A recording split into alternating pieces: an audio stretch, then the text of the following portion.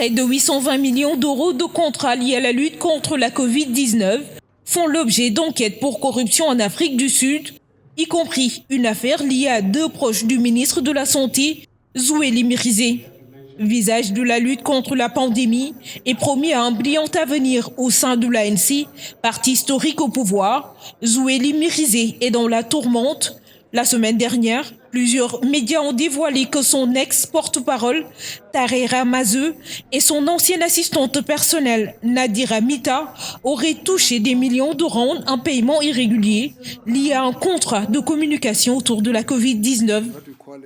Le ministère a reconnu des irrégularités flagrantes auxquelles il faudra certainement répondre, réclamant un peu de temps, ce qui lui a valu de nombreux sarcasmes.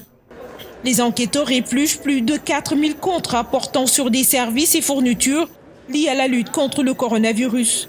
Environ 40% des contrats suspects ont été examinés, a précisé M. Motibi. Son unité sous la tutelle du ministère de la Justice s'intéresse depuis l'an dernier à des dizaines d'entreprises, certaines liées à des réseaux politiques auxquels ont été attribués de juteux contrats dans le cadre de la lutte gouvernementale contre la pandémie.